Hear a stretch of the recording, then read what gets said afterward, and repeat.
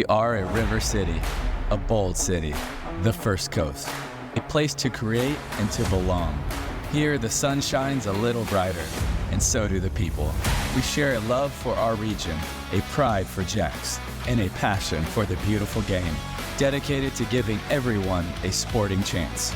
Together, we will elevate soccer and sport in our community by lifting every voice. We are Sporting Club Jacksonville. We are Sporting Jacks.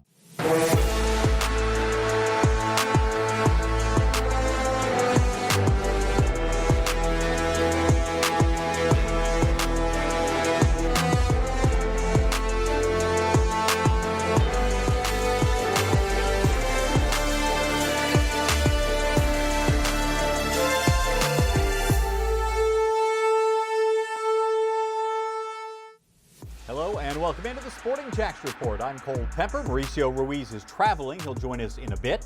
Coming up, a record-setting goal scorer in the USL Championship, a closer look at the USL Super League with Becky Burley, and a group giving back to youth in our area in our Youth Soccer Spotlight. But let's start with the biggest local college soccer rivalry in town. This weekend is the River City Rumble between JU and UNF. This weekend as the boys play soccer, the girls will play next month. It's part of a year-long rivalry between the two schools. The Dolphins come in with a record of 1 win, 4 losses, and 2 draws. UNF is 2-5-2. Both will be looking for a win to change the direction of the season. UNF hosts this year, and new head coach Jamie Davies is ready to experience his first River City Rumble. The London native was most recently an assistant at UCF.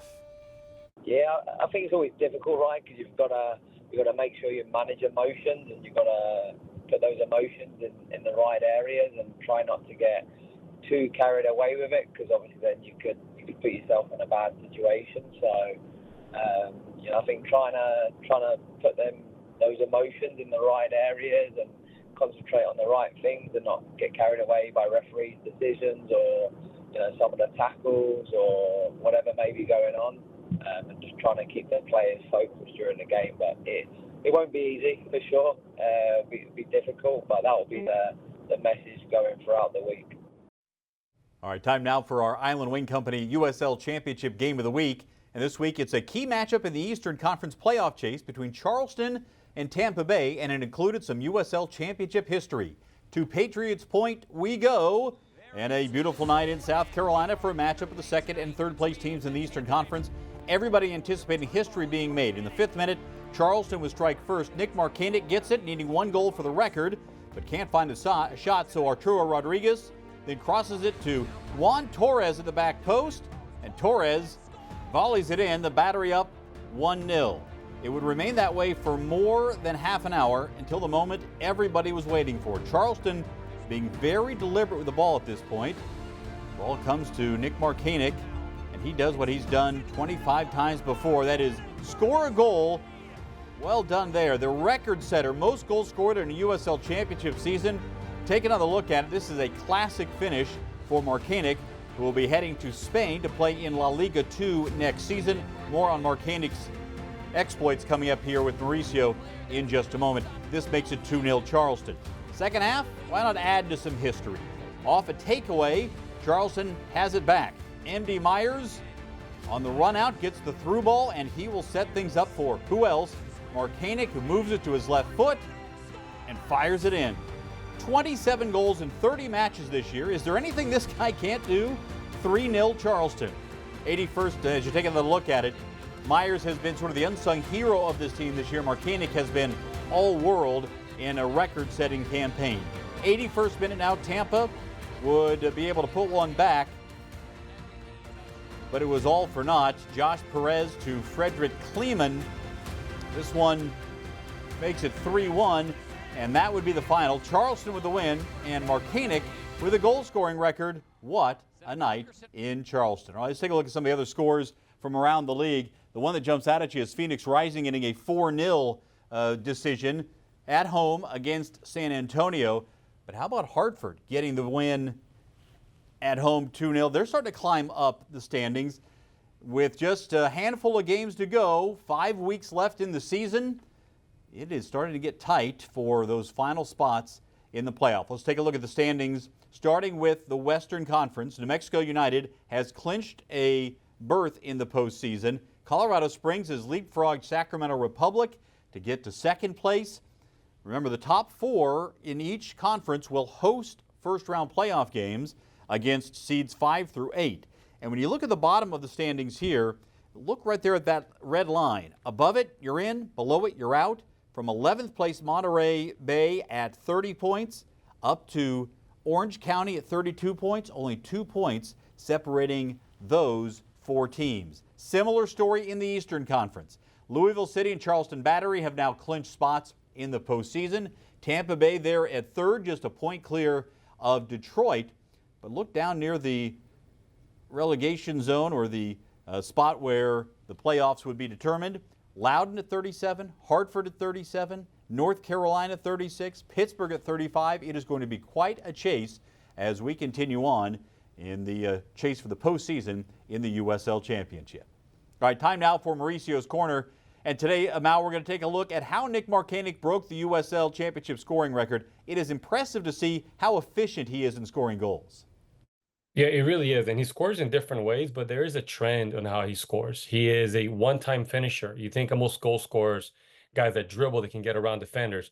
He's pretty accurate. He's pretty objective, and he knows where the goal is. So, Cole, we're going to play where is Markanich on the field. Typically, he's off the shoulder of defenders, and then when he gets to the ball, he kind of arrives with time and space, as you can see here. He's very smart. He doesn't get himself too far into the mix, but look at him. He's all off the shoulder of the defenders. He's always making forward progressive runs. And what's the trend there, right? Quick, one-touch finish.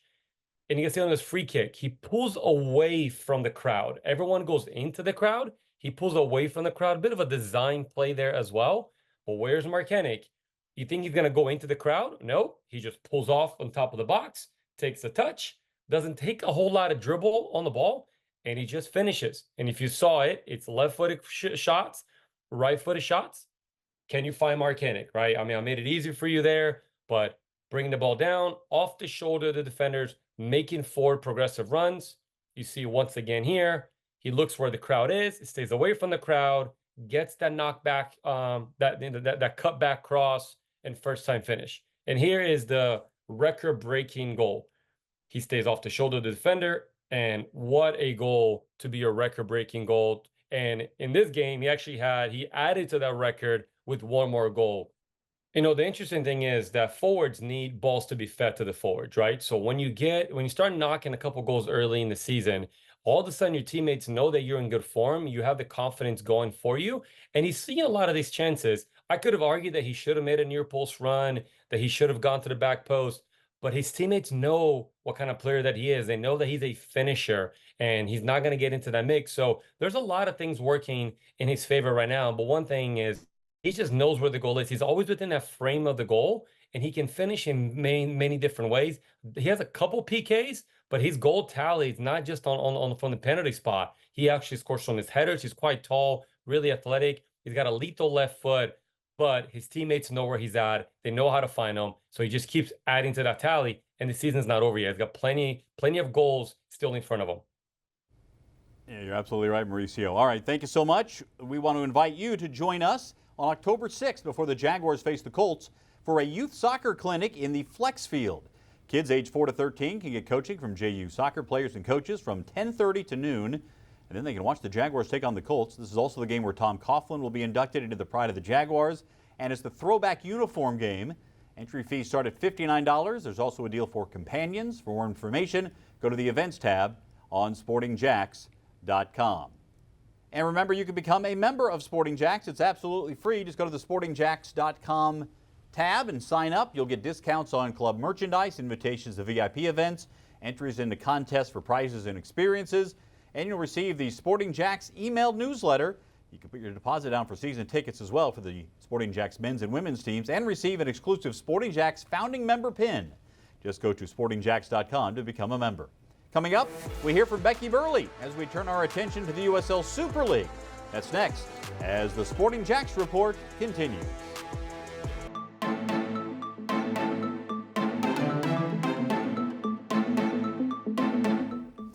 The USL national broadcast schedule continues tomorrow. It's a primetime matchup between Sacramento Republic and New Mexico United. That game on ESPN2. And of course, all USL Super League games are streamed on Peacock. Time now for the USL Super League highlights. Just 2 games over the weekend. Let's start in Kentucky, where Lexington SC hosted Fort Lauderdale United. This one all Fort Lauderdale and all Addie McCain. The former Texas A&M Aggie got the scoring started in the 22nd minute, missed her first chance, but did not miss on her second. Fort Lauderdale up 1-0. Second half now. This time it would be Nia Christopher who would set up the Fort Lauderdale captain again, winning the ball away in the midfield. And watch this run. Fort Lauderdale United starting to put it all together right now.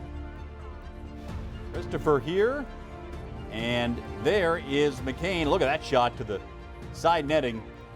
2 goals, 2-0, Fort Lauderdale up. Take another look here at this strike, as well as Lexington would get one back a couple of minutes later. But the end of regulation, take a look at this penalty that's called on Lexington. Once again, Christopher on the run. Contact just at the edge of the penalty box. It does occur in the box, as you can see there. She goes down. That becomes a PK, and of course, McCain on the spot. Why not? She has delivered once, twice, now 3 times. The hat trick for McCain. 5 goals on the season for McCain. Fort Lauderdale United wins it 3-1 in Lexington. Other game saw Spokane Zephyr hosting DC Power. The only goal of the match came in the 17th minute. It's a beauty. Look at this one. Sarah Clark with a free kick, perfectly placed for Haley Thomas. Spokane wins it 1-0, earning the club's first win and first clean sheet of the season. Let's take a look at the USL Super League standings as they stand right now. Carolina Cent on top, with Fort Lauderdale United just 3 points back now. Dallas Trinity has a game in hand, but this is a pretty tight look right now. As you see, Lexington looking for their first win, DC Power looking for their first win, and Brooklyn FC so far through 2 games, 2 results, and now they've got a little news as well, as we welcome in Becky Burley. And that news, of course, Becky, is that Brooklyn finally has a head coach. This has been a big part of things, waiting for this decision and this signing. Jessica Silva signing a 2-year deal. What are going to be the biggest challenges for her as she comes in here after the season has begun? You know, there's some challenge and some opportunity in that for sure. The challenge is it's been running without you and you're coming into someone else's system. But the opportunity is you get a chance to really listen to what's working. You get a chance to sort of observe some things and hear about what's going on, and then sort of drip, drip, drip your own part into that. Maybe not wholesale changes at first, but certainly moving in the direction you want it to. Yeah, and certainly it is early in the season. Again, as mentioned, only 2 games so far for Brooklyn in the book. So a lot of opportunity for her to put her stamp on things in the future. So far, though, it seems like Carolina Ascent has been the class of the league, but Fort Lauderdale starting to put things together as well. What's standing out to you on the pitch so far?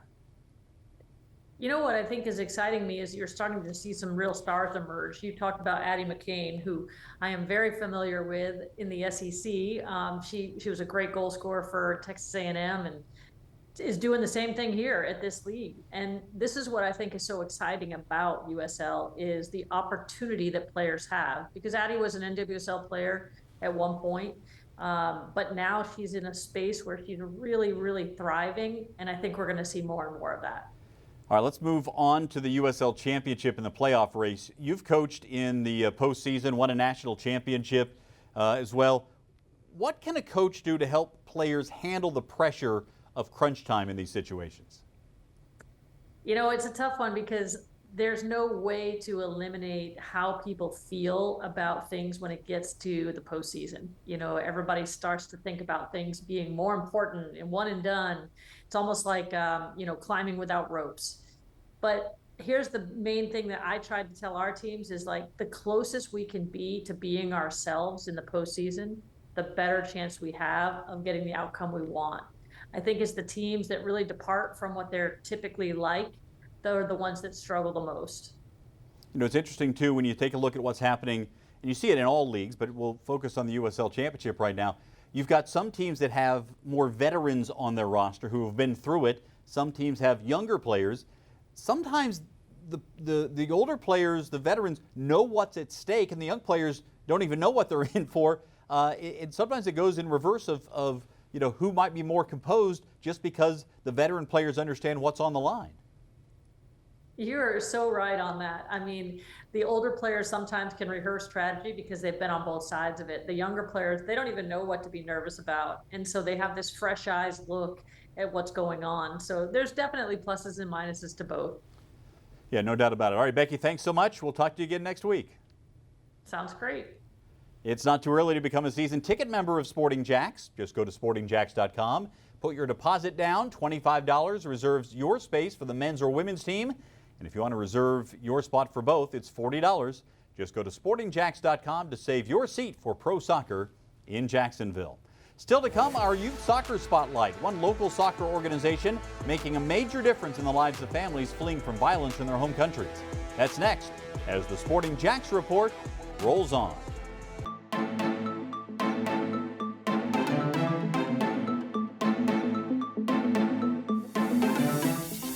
Sporting Jacks will be unveiling the official kit in the months to come, but already you can get your own Sporting Jacks official merchandise, from t-shirts and hats to sweatshirts and, of course, the scarf.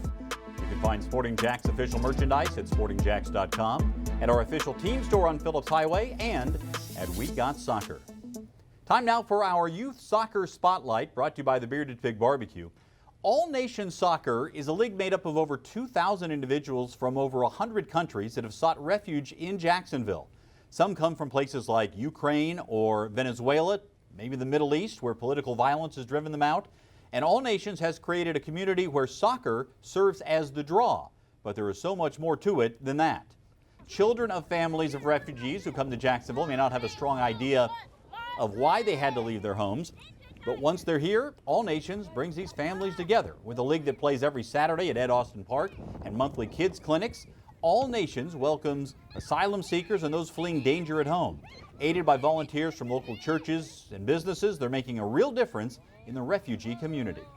Most recently, there's obviously been a large influx of refugees from Ukraine with what's been going on there. And just to sit there, and we were trying to talk about, is the world good? Is there goodness, and is there hope? And literally tears were coming to his eyes as he was sharing about being torn apart from his family, the war, and how it affected his home. And for him to start to be planted on a team here where he was building friendships, where he was finding community and playing the game that he loved, started to help him to revision his life, and that he could start over here, that he could find a way to get his feet on the ground and be able to move forward with his life in a lot healthier place. The fact that that they come from somewhere else, that they've maybe left their families, their friends, they might be lonely, right? When they come out here and they come seeking for friends, like, it just helps you empathize in a way, right? Having lived some of that, right? Leaving your country and coming here for the first time and just being by yourself, like, how some of these people feel. I remember one time sitting on one of the benches here during a halftime, and one of the coaches of the team came up to me, and he was able to speak, and in broken English with almost tears in his eyes, he was telling me how impactful it was for just these team members who have never gone to a church, have never really connected with me personally or any of our church people personally, but they knew that we were supporting them. And they knew that no matter what challenges they were facing in their life here in the community, that they could come out and have a good time, forget about some of the challenges of their life, and know that they were around people that cared for them, even people that never even met them before. And so that was really cool. How many of these women love coming back, and then they come back and they bring a struggle or a burden, and they know that Josh and Ashley, the churches that are here, are available to pray for them, to support them. I mean, we've helped throw baby showers. We have helped give them Bibles into their hands. We've invited them to church. We've been able to meet basic needs, pay for small bills. That, to me, in itself, should change anybody's view as to why we do what we do. And we can do one small act of kindness and be the hands and feet of Jesus. It's a ripple effect for generations to come. 1, 2, 3, Our Nation! It's a pretty impressive effort, and there are several local churches and businesses who sponsor teams and volunteer to hand out the meals. By the way, all the meals paid for by sponsors. They're making a difference in the lives of people who are looking for a chance to restart their lives in a new country. Admittedly, it's not specifically only about youth soccer, but it does have that big youth component, and it's a great story we'll be following in the weeks and months to come. Be sure to join us every Tuesday night at 6 on 1010XL for the Sporting Jacks Soccer Hour. That's 1010 a.m. You can also listen online or on demand at 1010XL.com. Still to come, we look ahead to the Premier League this weekend. That's next as the Sporting Jacks Report rolls on. More straight ahead.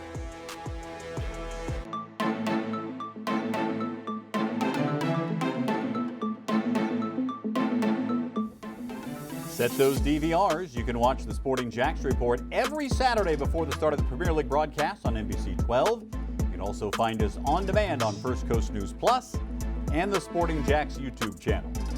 All right, coming up right after we're done, the Premier League, Wolves hosting Liverpool. You can catch this one on USA. Wolves spent time in Jacksonville this summer as they face West Ham in the Stateside Cup at Everbank Stadium. Liverpool comes in with 4 wins in 5 games and comfortably in second place in the table. Wolves need a result in the worst way. They've lost 4 of 5, with the other game being a draw, only 1 point, and they're on the very bottom of the table heading into today's matches. We'll have to see how it all plays out. Some of the other matchups to keep an eye on this weekend include tomorrow's matchup between Tottenham and Manchester United. Of course, 2 of the biggest clubs going. Neither one has gotten off to a great start so far. A 10th and 11th place matchup here. If somebody can get 3 points out of this, it's certainly going to launch them up the table and make a big difference here in the early going. Remember, one of the things we're following is how the Carabao Cup, the additional competitions are starting to impact player usage. You've already seen Manchester City lose Rodri for the season with an ACL, so even though they have a very deep roster, we'll see how that impacts the team at the top of the table. But all these other teams that are playing, whether in European competitions or in additional domestic competitions, that's going to be a factor in how they utilize some of their key players over the course of the next several weeks. That is a big factor, particularly for the smaller clubs that don't have as many experienced top players that they can play in there. A team like Liverpool has that capability. Wolves, somewhere in the middle. They've got to figure out where they're going to put the resources. It's all about allocation of resources, putting players in a position where they can make the biggest difference for the club overall. And now with the Carabao Cup ongoing and the Premier League teams coming in, that becomes a real issue. All right, we'll see how it all plays out. A reminder, you can join us and follow us on social media, on X, on Instagram, Facebook, YouTube, and on TikTok. Be sure to follow Sporting Jacks for everything that's going on with the pro soccer teams coming here to Jacksonville. For Mauricio Ruiz and Becky Burley, I'm Cole Pepper. Thanks for watching the Sporting Jacks Report.